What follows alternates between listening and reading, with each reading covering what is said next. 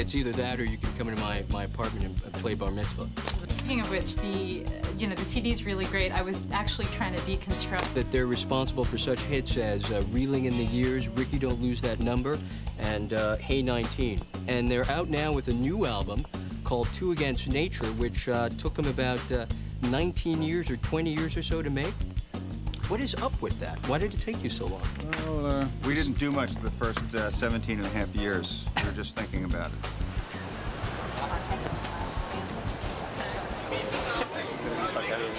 First time I heard Steely Dan, grew up in Northern California, driving along the coast with my parents.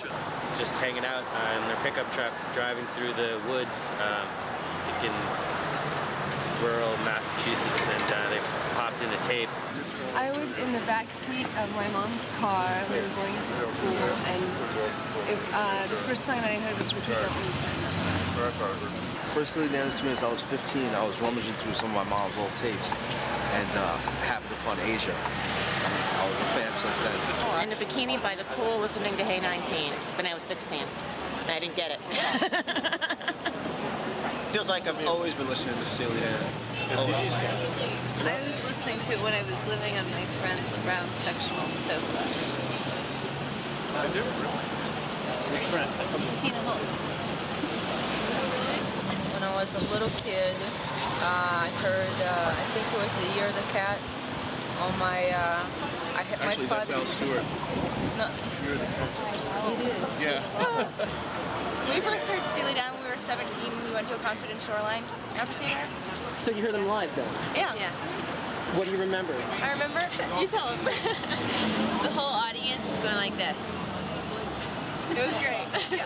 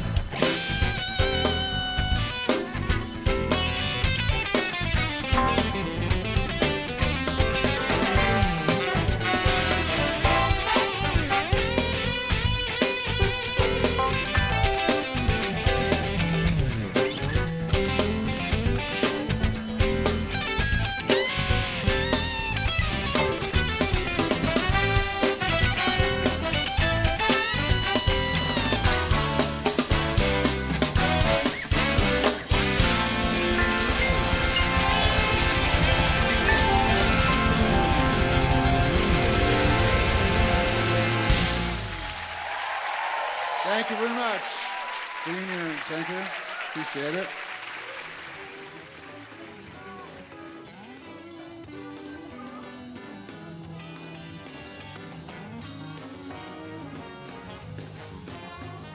Two Against Nature, is it in any way a departure from your other works, or is there something new that fans of yours might be surprised by? The secret messages are in there, buried in the lyrics.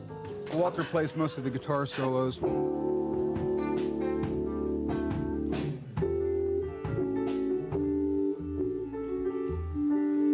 You're just playing through it too, then. Yeah, I'm just playing through it.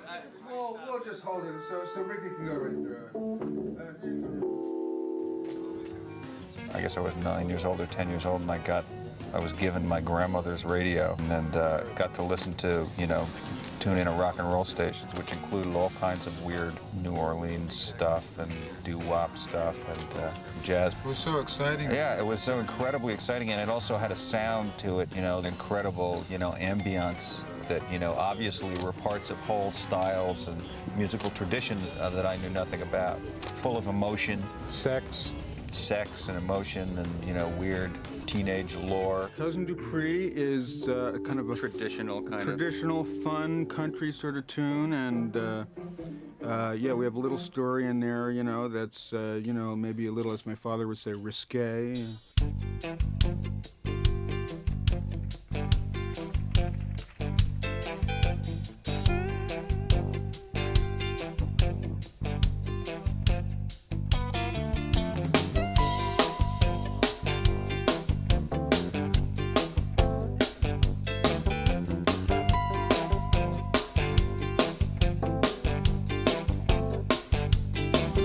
Well, I kicked around a lot since high school. I've worked a lot of nowhere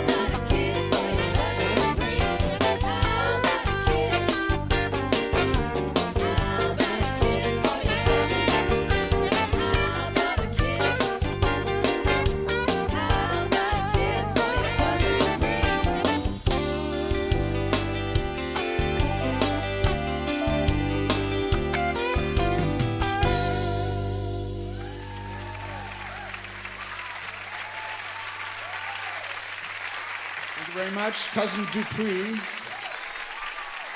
Little rural narrative. Why do you think relatively few artists introduce humor to their songs? No sense of humor.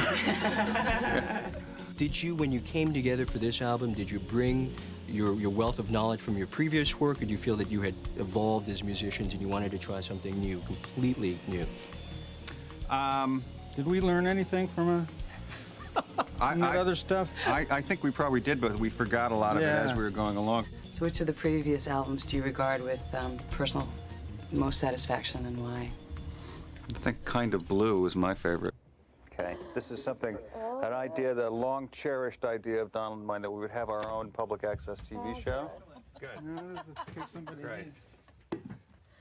And then they're going to bring in some kind of... You want to tell the band that we're not going to be playing anymore today? No, we are. We're going to do this really quick. Hi, we're back again, and this is my friend Donald Fagen. And this is Walter Becker, and we're here with one of the musicians in our band this year. Which camera should I be looking in? Miss Vicky Cave. Glad to have you with us, Vicky. It's good to be here. Now, tell me, how did you get in a situation like this? In a situation like this, you asked me to come in the room.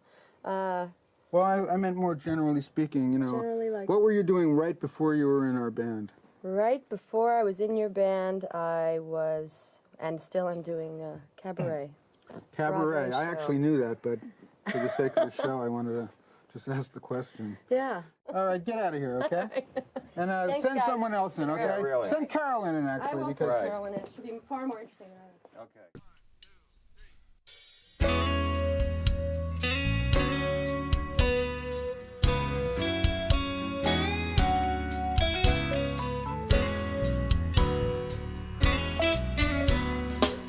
Five names that I can hardly stand to hear, including yours and mine, and one more chip who isn't here.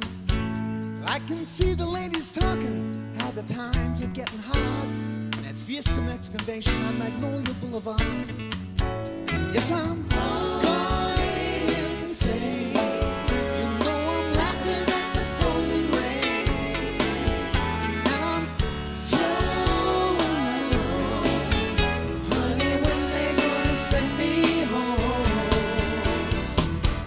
Bicycles and a pina colada, my friend, stopping on the avenue by Radio City Wind. Transistor and a large sum of money to spend. You fella, you tearing up the street. You wear that white tuxedo, how you gonna beat the heat? Do you take me for a fool? You think that I don't see? Ditch out in the valley that they're digging just for me. I'm going insane, laughing at the frozen rain. I'm so alone. Honey, when they gonna send me home? The best is in a pina colada, my friend, stopping on the avenue by Radio City Wind. Transistor and a large sum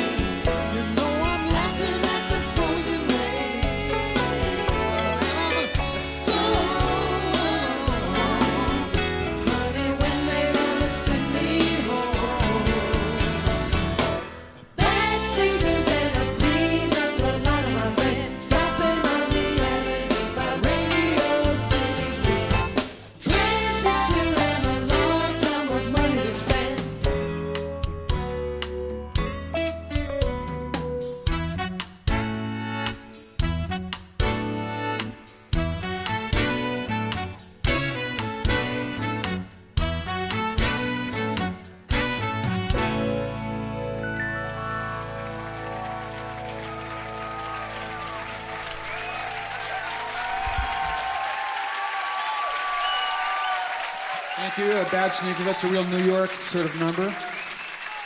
Kind of a local deal. It was one of those things that I guess what we can classify as adult contemporary radio right now and smooth jazz. It's funky, it's jazzy, it's mellow, it's got a lot of heart, you know, and it's got a great sense of humor. You could say it's blue-eyed soul, you could say it's jazz, you could say it's rhythm and blues. It's just a lot of things, you know?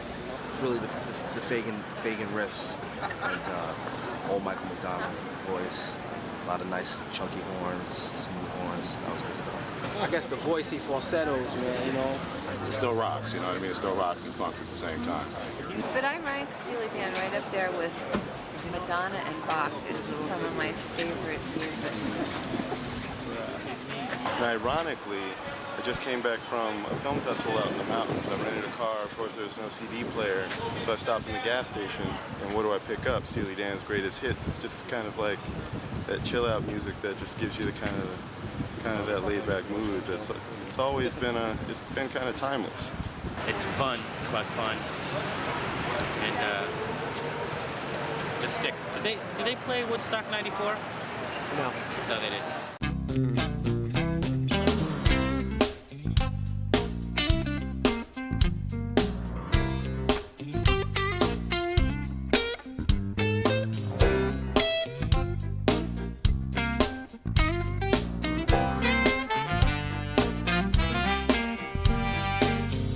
Must have been lucky Thursday. Your dad went on that spree. For the crew, put out the fires, hot the bus to NYC. And in Tampa, future desperate and dark. Now you're the one to wait for Gramercy Park. Who makes the morning fabulous? Who says today's a fun day? Why do I feel like sailing again? Honey, it's you, Janie, run away.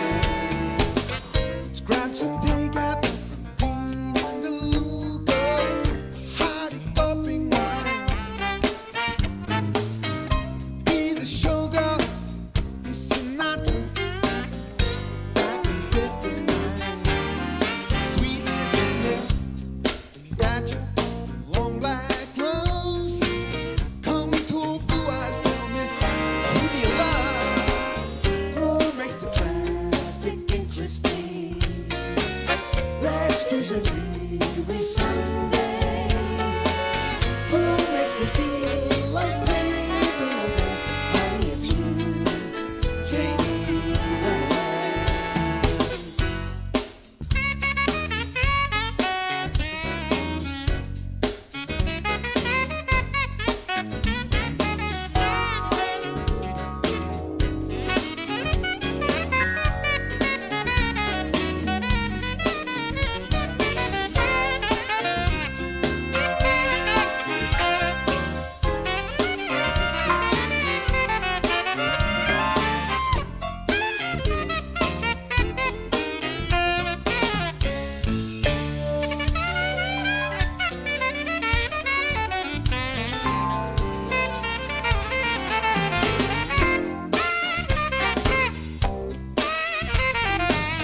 Let's plan a weekend alone together at the Pinky's place. Sugar Shack, Pennsylvania. Or would that be a fairer case? Red blazer, it's nice inside. Guess who's coming along with the ride? Who has a friend named Melanie? Who's not afraid to try new things? Who gets to spend her birthday in Spain? Possibly you, Janie, run away. Who makes the morning fabulous? Rescues a dreary Sunday. Who gets to spend her birthday in Spain? Possibly you, Janie, run away.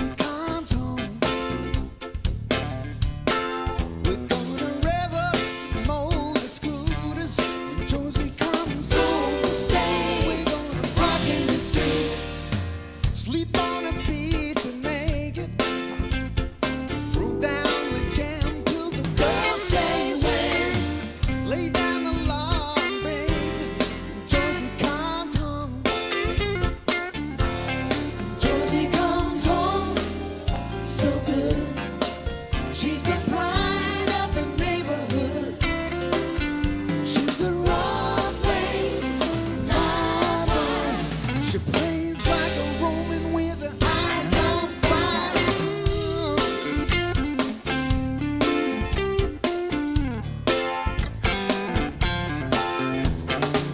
Joe, would you love to scrap? She'll never say no. Shine up the battle apple, we'll shake 'em all down tonight. We're gonna mix in the street, strike at the stroke of midnight, dance on the bones till the girls say let. Pick up what's left by day, Josie comes home. Josie comes home so bad. She's the best friend we ever had.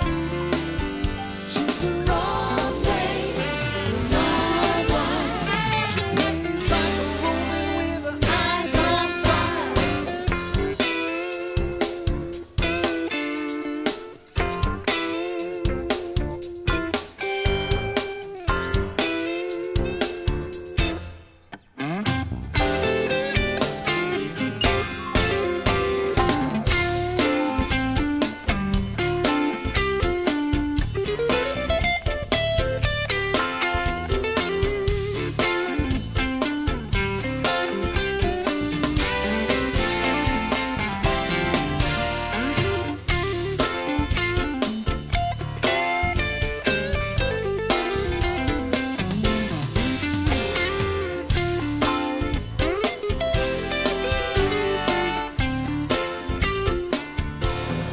Josie comes home so good. She's the pride of the neighborhood.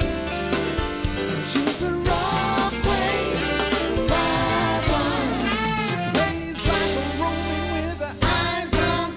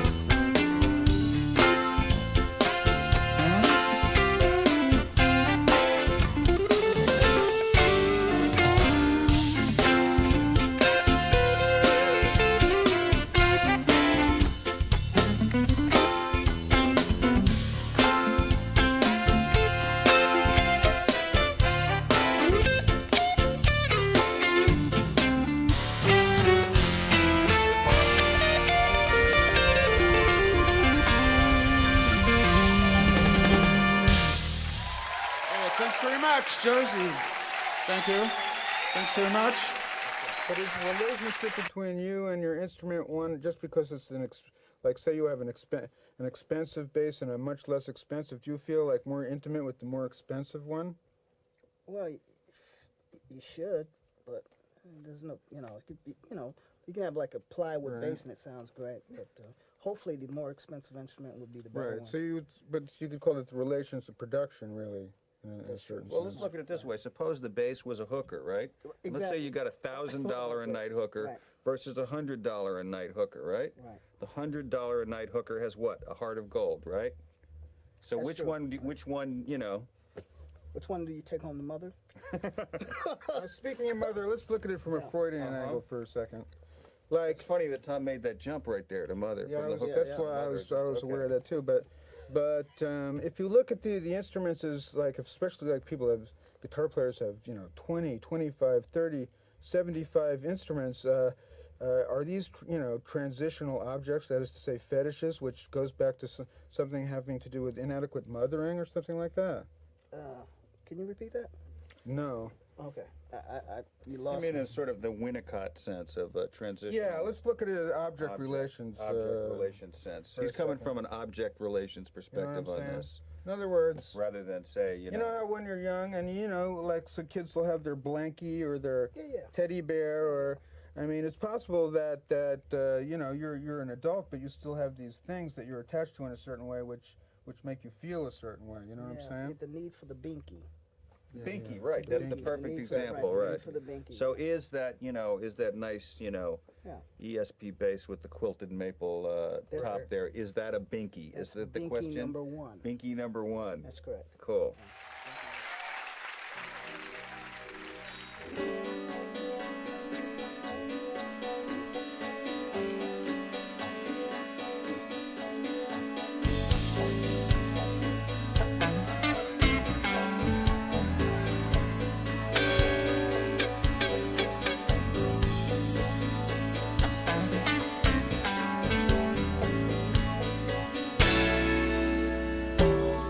Bury the bottle, mama.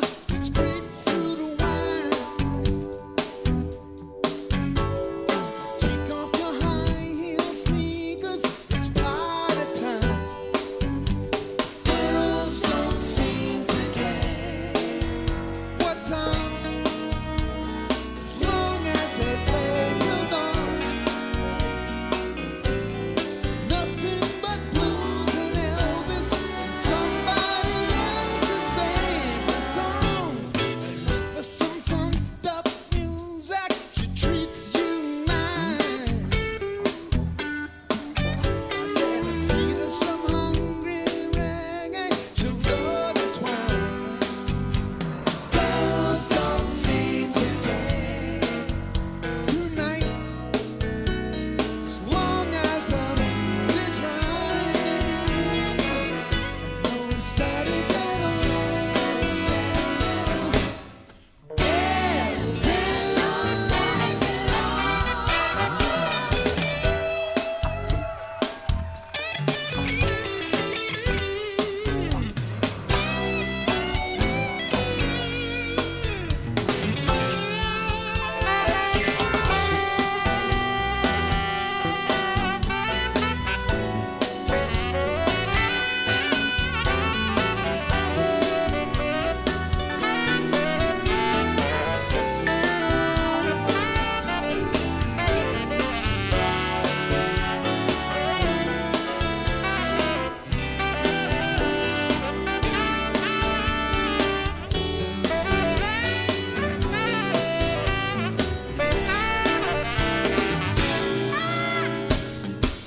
For some funked up music, she treats you nice. I said, feed her some hungry reggae, she'll love it twice. Girls don't seem to care tonight, as long as the mood is right. No static at all, no static at all.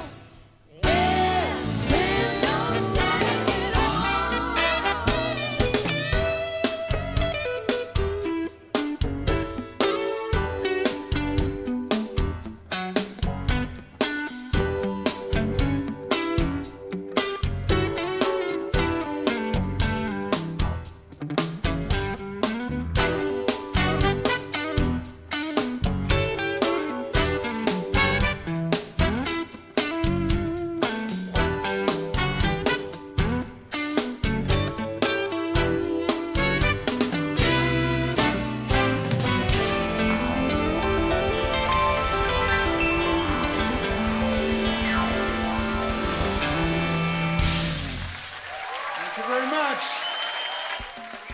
I was a nerd essentially, somewhere between a nerd and a schmendrick. You know, I was sort of didn't fit in on any level, sort of really. Also, I liked jazz when I was pretty young. My father had bought a hi-fi sometime around 1958 or 59, and he had like 3 or 4 records, and one of them happened to be a Dave Brubeck record, and there was just these long, beautiful Paul Desmond solos on this thing. That's how I started listening to to jazz.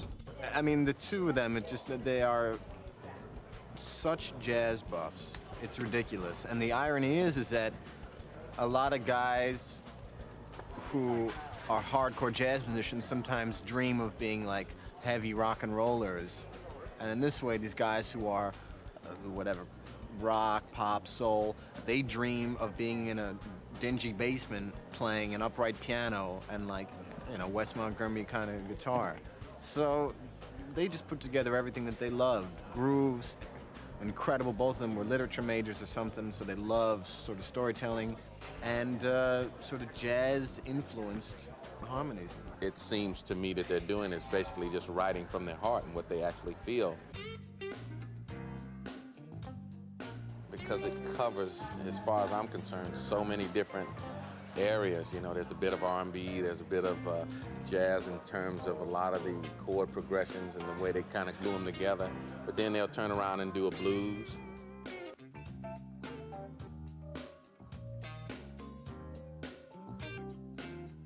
They have an amazing chemistry, so you can't always expect to take them a certain way, and because they'll never do what you expect them to do.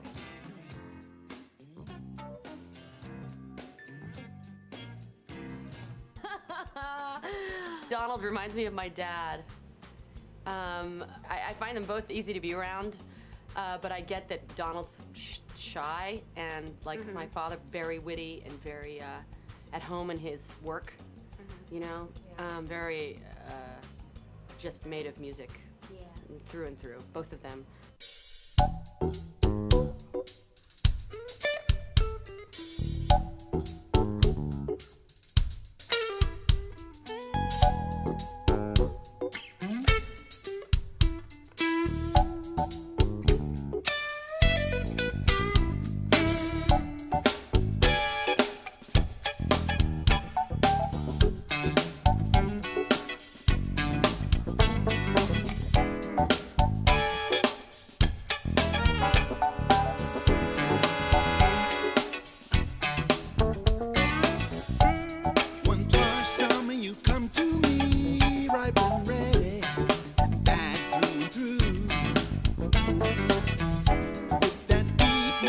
Soul synergy pumping steady between me and you.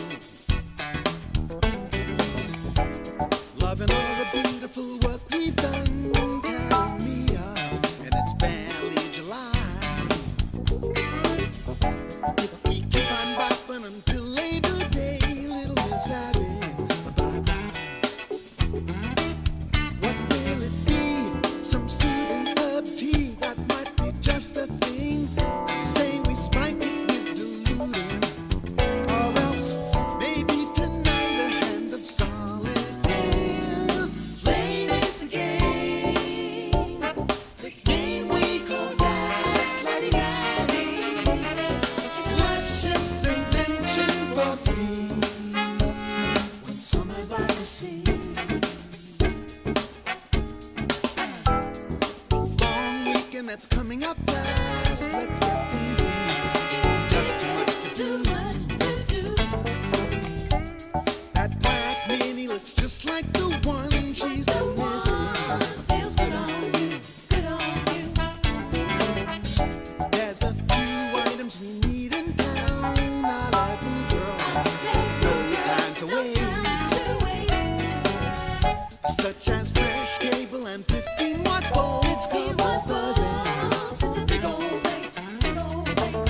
Let's keep it light. We'll do a fright night with fun and everything. Some funky laughter from the kitchen. Then nice relaxing hand of solid air. Flame is the game we call gaslighting Abby. It's a luscious invention for free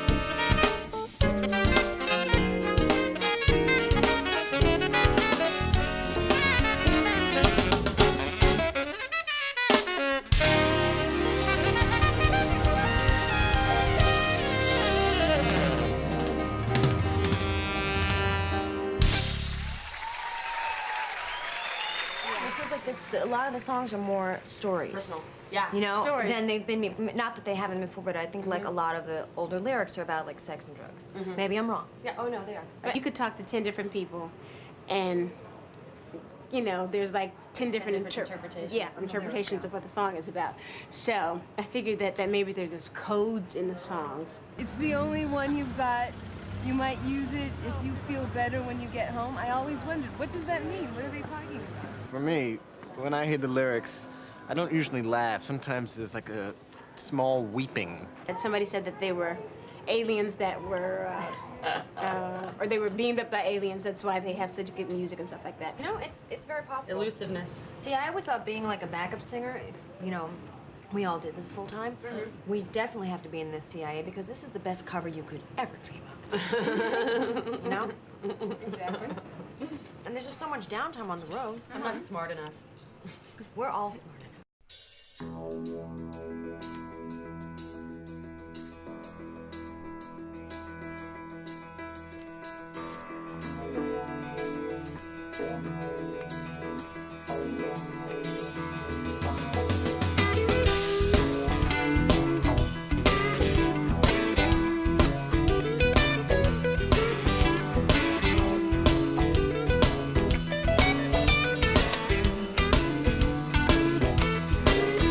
When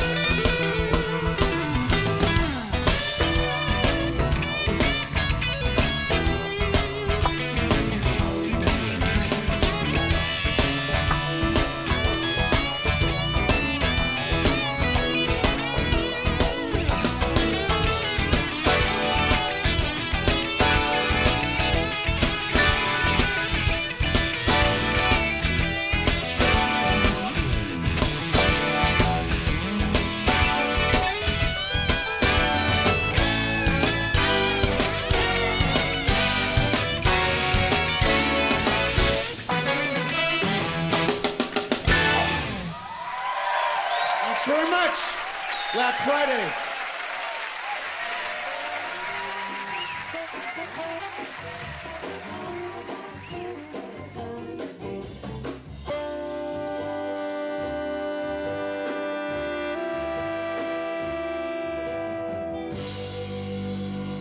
Just leave it on the ear.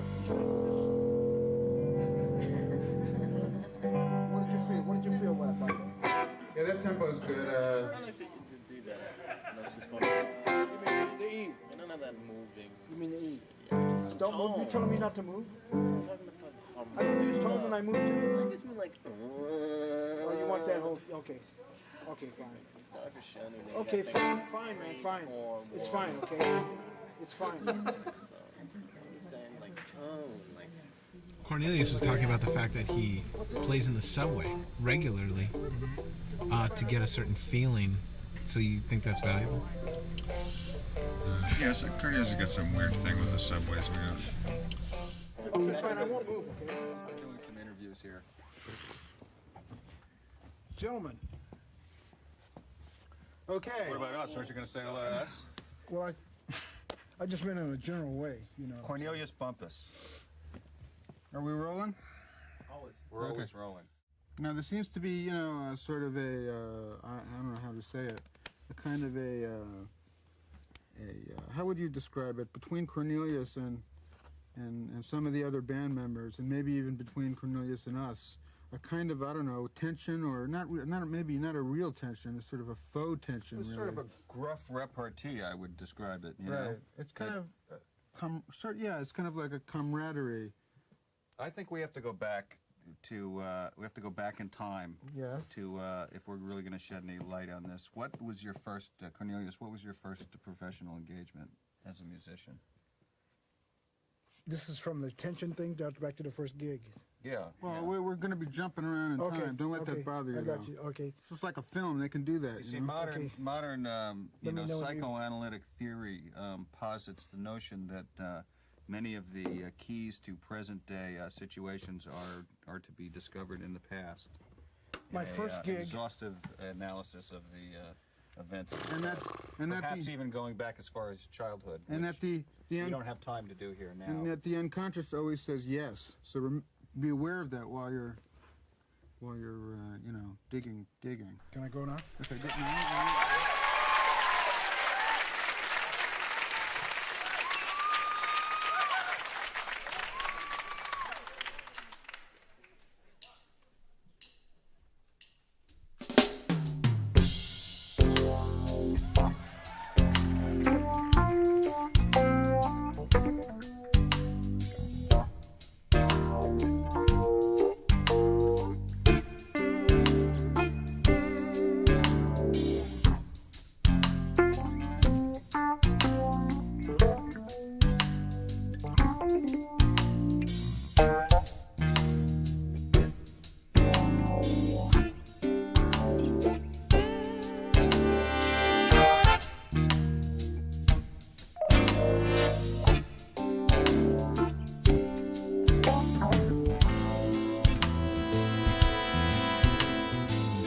Drive west on Sunset to the sea. Turn that jungle music down just until we're out of town. This is no one night stand, it's a real occasion. Close your eyes and you'll be there. It's everything they say. The end of a perfect day. Distant lights from across the bay. Babylon sisters, shake it.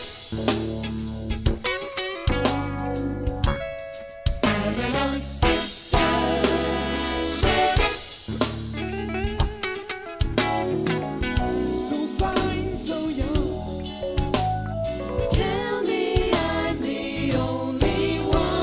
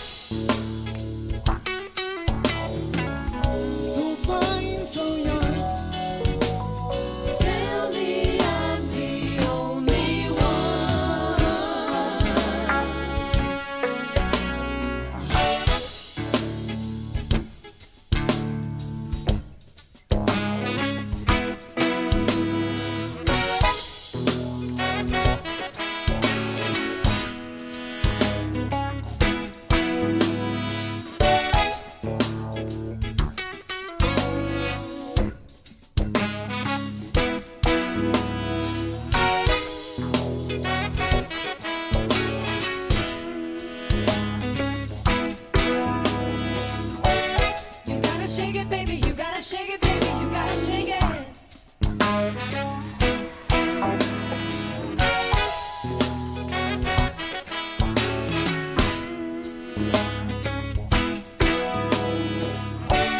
You gotta shake it, baby, you gotta shake it, baby, you gotta shake it.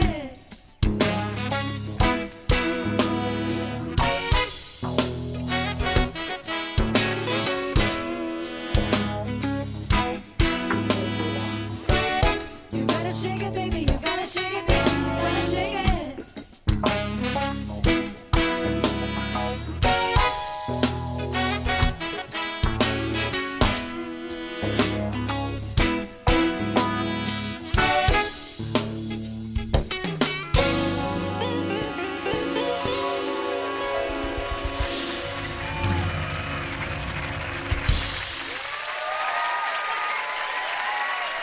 Very much.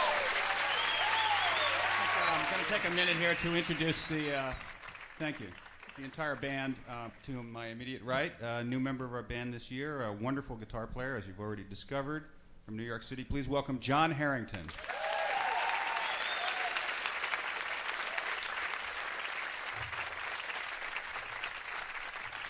Behind John on the horn riser tonight, a wonderful musician, wonderful guy, and a veteran of many of our bands and many other famous bands of the 70s. Please welcome Cornelius Bumpus. Next to Cornelius, a player that solos are featured on our new record, Two Against Nature. Please welcome Chris Potter. Playing the trumpet tonight. Great musician, great trumpet player, great arranger. Please welcome Michael Lenhart. And trombone, another wonderful player who's all over our new record and going to be touring with us this summer. Please welcome Jim Pugh. Moving over into the rhythm section, our drummer featured on that last number and indeed throughout the evening. Very happy to be playing tonight with Mr. Ricky Lawson.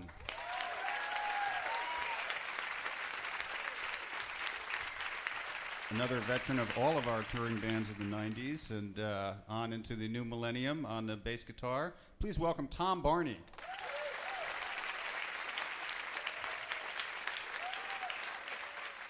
Currently seated at the Fender Rhodes piano, a new member of our touring ensemble and also our recording group. Please welcome Ted Baker. Moving over into the female vocalist section, please welcome Ms. Victoria Cave. Next to Victoria, a fine vocalist who's been on recordings with us and also toured with us in 1996. Please welcome Carolyn Lenhart. And also featured on our new recording and touring with us for the first time, Miss Cynthia Calhoun.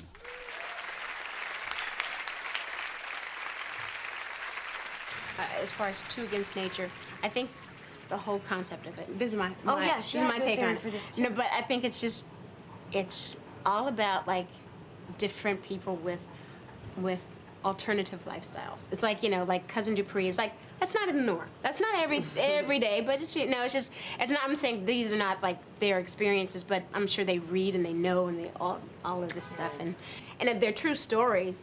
Like Shame is like it's like my life story, but but but that's just my take on it. Okay. Unlike a lot of artists that are out there, Donald and Walter have a really good idea of what it is that they want. And you'd be surprised at the artists that are out there that really don't have a clue. These guys know what they want. They understand what a groove is about, placement of a beat. I mean, they're very complete musicians and artists in general. And that's a rare thing. Well, and it's probably the most musical gig I've ever done.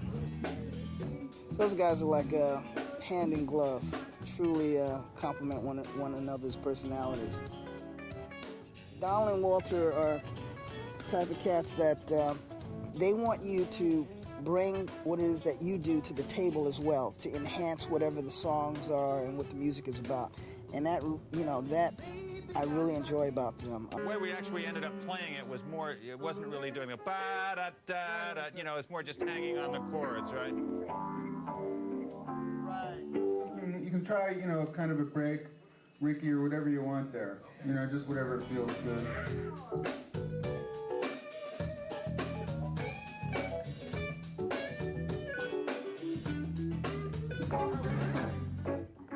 So that sort of took the place of the actual intro. And as soon as everyone gets it, come in, and that's you're in the intro already, you know. I mean, one of the real special things about it is there's such density in the writing, and you know, extremely intricate harmonies and stuff, and it's like really, really interesting from a horn player's viewpoint. I'm just kidding. I'm just kidding. You the man, you the man. And then this is halfway through the bridge. This is where I am now. The process of working in the studio with them is, it's very experimental in a way. It's very free. It goes to a D or G? I think G. They have a G on 4. The process was really relaxed, and I was free to fool around with things if I wanted to, and it was fun. It was pure fun. And then an A major 9. See what I'm saying? Not sustaining. I was using the pattern, you know. And then you got a C sharp 9 and then flat 9. Got it. Okay.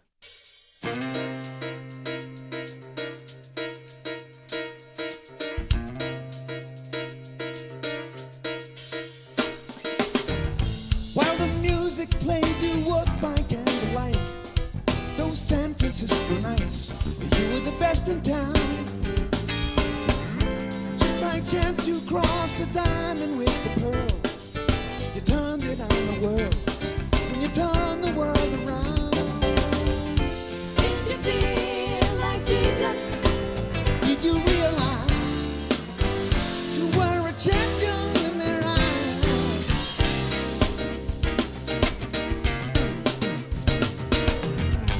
On the hill the stuff was laced with kerosene, but yours was kitchen clean. Everyone stopped to stare at your Technicolor motorhome. Every A-frame had your number on the wall. You must have had it all. Put an alley on it there and you go it alone. Could you live forever? Could you see the day? You feel your whole world fall apart and fade away. Get along, get shot away. Get along, get shot away.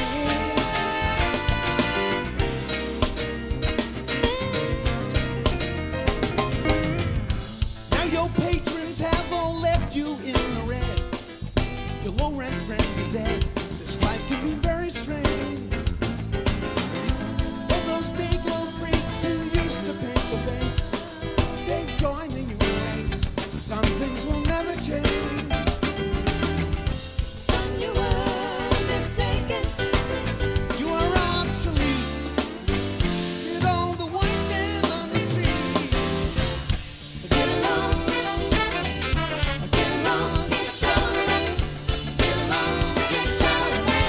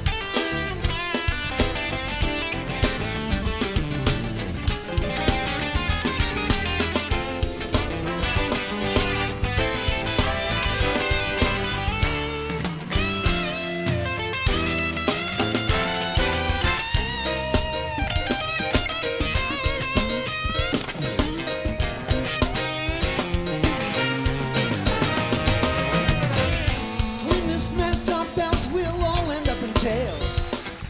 The test tubes and the scale, just get it all out of here. Is the gas in the car? Is this gas in the car? Think the people down the hall know who you are. Careful what you carry, 'cause the man is wild. You are still an outlaw in his eyes. Get along,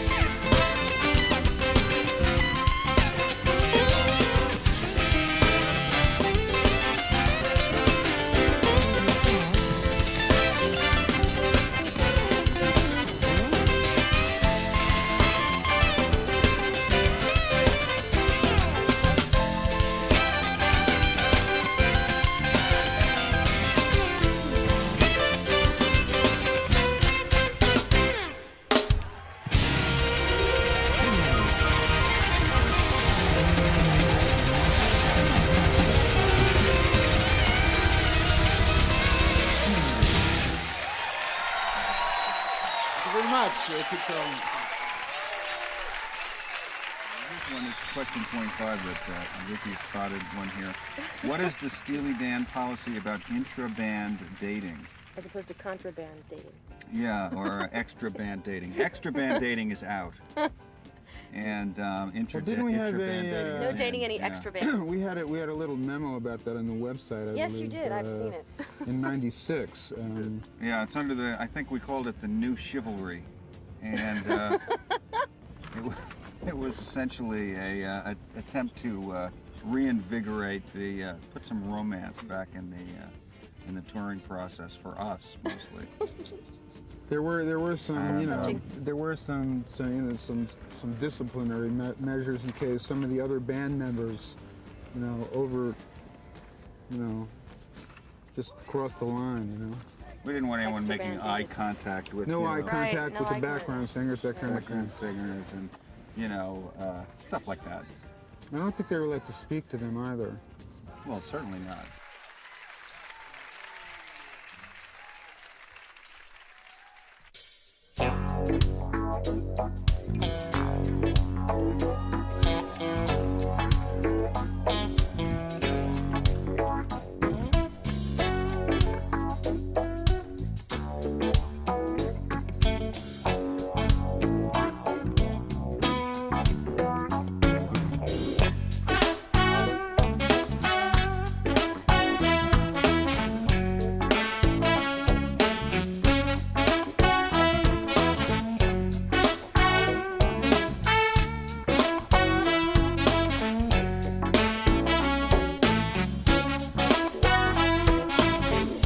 Teddy's rolling now most every night, skating backwards at the speed of light. He's changed in 1,000 little ways. He's changed. You know he's moving on meadows, hanging tight with the check of his feet.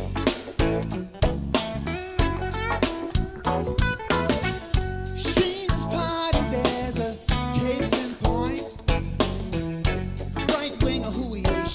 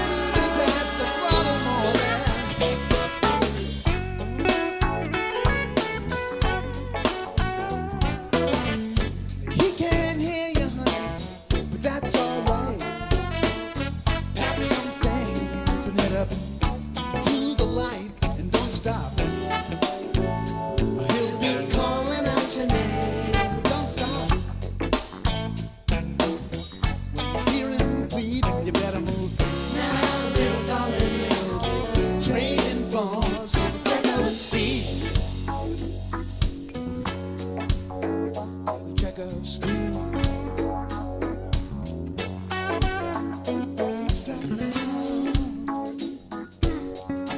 Stop now, take off speed.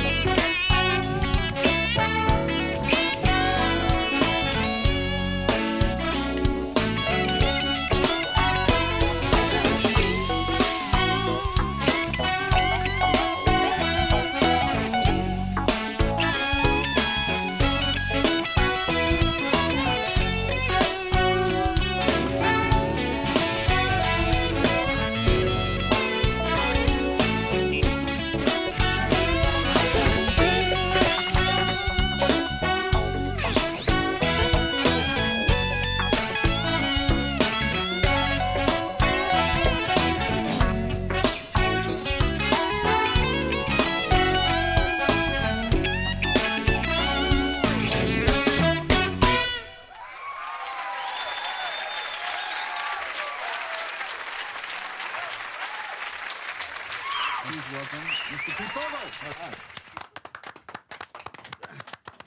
Okay, Pete. Tell us a little about yourself, Pete. Now, let me just say, Pete is not. We've had musicians in our band so far. Pete is not actually a musician in our band, but he has a very special relationship to the band. So, okay, go ahead. What's my relationship anyway? I never figured that out. Well, that's why we're here. Okay. What would you like to know? Tell us a little about yourself. You know. How old are you? I'm 41 years old. Okay. And you're from? I'm from Long Island. Where in Long Island? Oceanside. Oceanside. Well, some of Oceanside's nice. Yeah, it's pretty good. And I like riding my bike. I like jogging. Right. I like watching baseball, and I like listening to Steely Dan records. And when did you start listening to Steely Dan records? When I was about 16.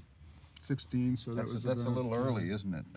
That really, we don't recommend that anymore, you know? No, it affects affects you, I know, a lot. It's like what they used to say about Mad Magazine in the 50s. Yeah, the new guidelines really call for sort of a completion or near completion of the maturation process. Mm-hmm. And to have at least a high school diploma as well comes in handy too. But I barely got that. So, now Pete was at one time, and you may still be the co-publisher and author of a fanzine. May I call it that? Yes, that's the right name for it. Called Metal Leg, which is tell us about Metal Leg. Well, it's a little magazine about 30 to 40 pages, and it basically follows you guys around.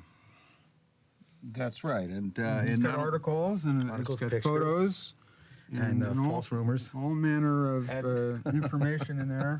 And not only that, it also has articles about people that we've worked with, or people that we've known, or people that. It's like the minute they work with you guys, they're in the Metal League. They're in the magazine. Right, or influential at one time or another, and that sort of thing. And in many cases, I've read articles in Metal Leg magazine and found out I know more about those people than I ever knew before after reading the piece. Yeah, well, it's probably good for you guys to get to know your players. Now, you also have another job. That happens to me. You have another job. This is really a moonlighting thing. You have another job, right? Yeah, I'm a music booking agent. Yes. And I owe that to you guys for getting me into music. That's why I'm doing that as a profession, and totally influenced by your music. That's kind of a shit business, though. I think you'd be sort of angry at us. No, actually, no. I'm very happy because it's a good business. You have to deal with a lot of sleeves. No, I don't book that many national acts. So I'm okay. Just local bands. Now, let's say you book a band for your club, right? Mm-hmm. And you've booked 5 guys or something, and they show up and there's only 4 guys, or there's 5 guys but not one of the guys that you thought you were booking, right. Or there's some other sort of discrepancy, right. Some sort of irregularity right. that you weren't expecting in the gig, and which can be traced back directly to the musicians. Mm-hmm. Is that when? I mean, How do you handle a situation like that? I just take the money out of their pocket and put it in mine. Yeah, I see. So you get back at them through the pocketbook. Right, it's my. sort of. You're right, exactly. Their loss is my gain. I say. Now, what's this thing down at did you still have that thing going at Le Bar Bat? Yeah, Le that's Bar. Le Bar Bat. It's on 57th Street. It's the former home of Media Sound Recording Studio, which I don't know if you've ever recorded there or not. So was it a church Right, there? it was a church. It was the Manhattan Baptist Church before that. Then it was Right. Media Sound, and now it's a nightclub. And that's where I book. I'm the exclusive booking agency. Right. And the name of my company is called Razor Boy Music because I had to name it after one of your songs because I owe to you. And is it true you book a lot of people who are alumni of our band or who have Yeah, played? a lot of people that have played on your records and that play with you now will play there often. Mm-hmm. And the minute they, I mean, we have a great time there. It's a great club. And among those, There's also a band called the Steely Damned. I believe, Yeah, the that you Dynamite. booked there. Yeah, Steely Damned from San Diego. San Diego. Yeah, they're real good. Yeah, they're pretty good. Now, what are they like? What are the guys in the Steely Damned like? Are they nice guys? Oh, or they're very cool. I mean, they're just big fans, of the music, and they play it real true to the records, which I see when you guys do it, you kind of like to change it up a little bit. Yeah, they kind of do it they just like the to stick records, to right? Now, among these musicians who are alumni of our band, have you noticed are any of those guys like mad at us? I better not say. There are definitely some people mad at you, but I'm not going to say anything about that. Well, maybe without Well, what naming instruments do they without naming the individuals involved. No, because we understand. I wouldn't want you to become. But you have to understand embroiled, because I understand your situation in this. Right. So without in any way asking you anything that would help, that would identify any of these people, let's just take musician A who's mad at us. Forget about what instrument he plays. Forget about any identifying characteristics or name or anything like that. Why is he mad at us? Because you stopped using them. Because we stopped using him. Them. On records or on Both concerts? records and concerts. Because we stopped hiring them altogether. That's right. Now, and so what is there? How do they interpret that fact? What do they think about that? We stopped hiring them because. Just because you guys messed up. It was just a mistake? It was a mistake. But what does person A who is mad at us, why does person A imagine what they think we were thinking? They probably didn't cut it. Oh, I see. So they're taking it sort of Personal, as a personal right. criticism Right. of their playing. Right. Pretty much.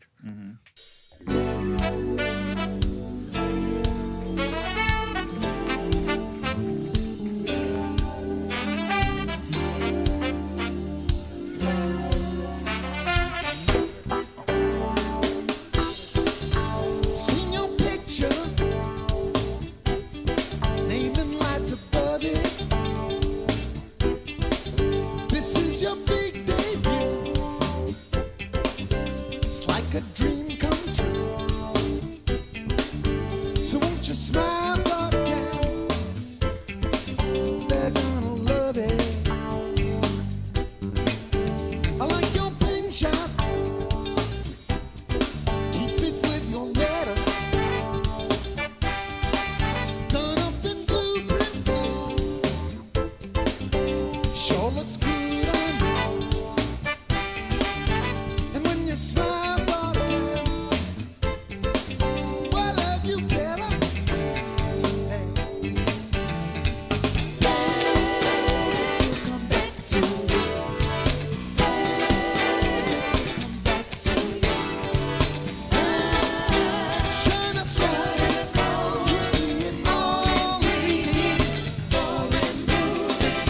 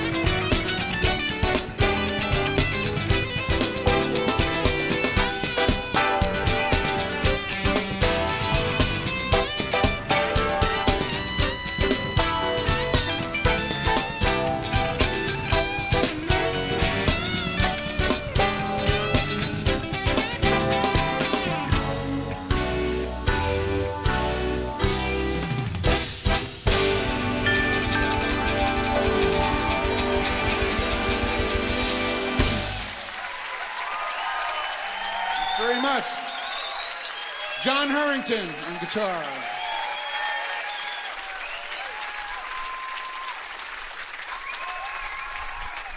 All right, now, and person B who's mad at us, another musician, completely different musician who's mad at us, is angry at us because... Because you don't know what you want. Because we don't know what we want. No.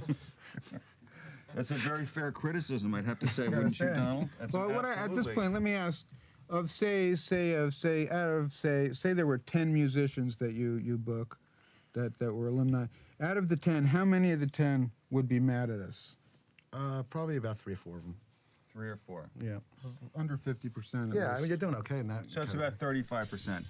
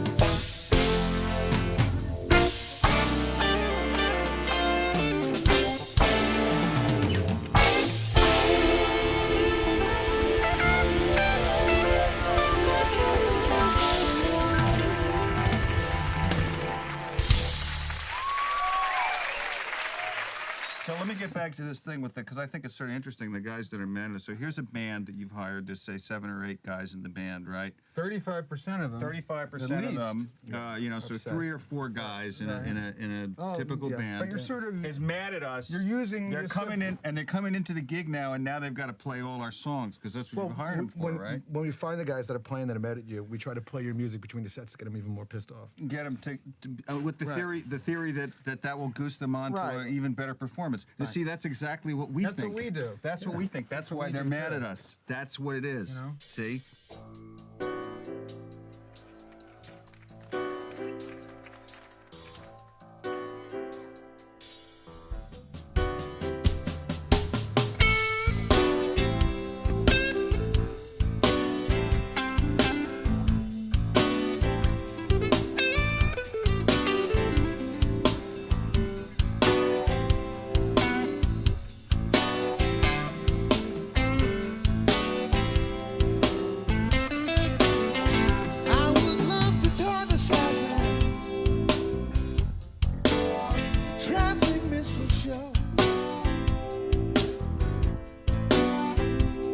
I'd love to tour the Southland,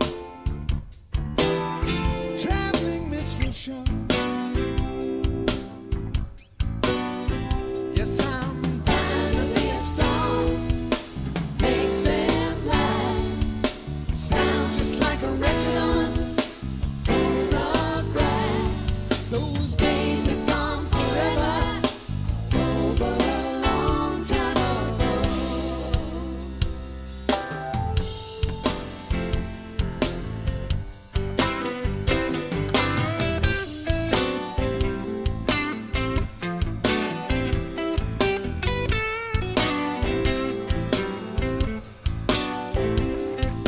Never met Napoleon, plan to find the time. I have never met Napoleon, plan to find the time. 'Cause he looks so fine on that hill. Tell me he was lonely. Lonely still, those days have gone forever, over a long time ago.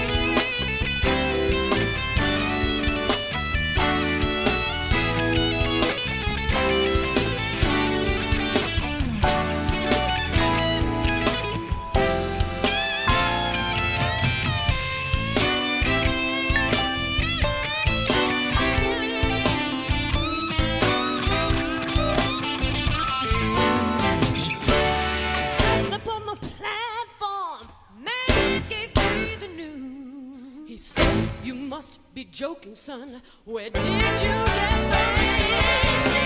Did you get those shoes? Did you get those shoes?"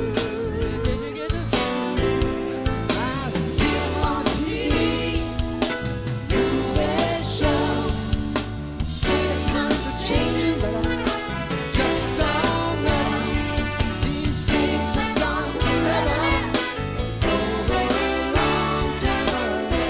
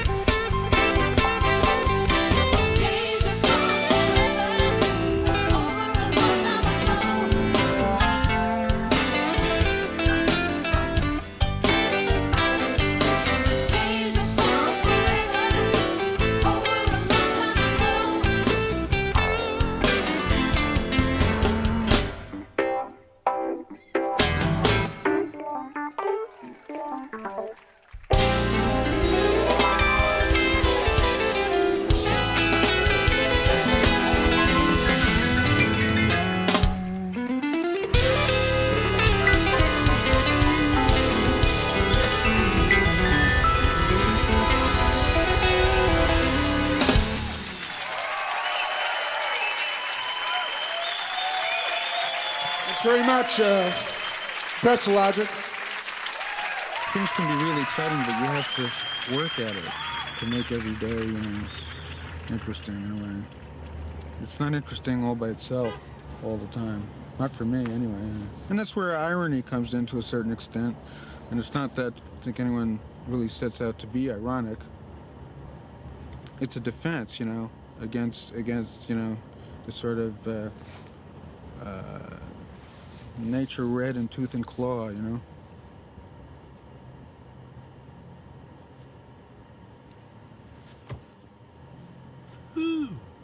anything to drink in this car?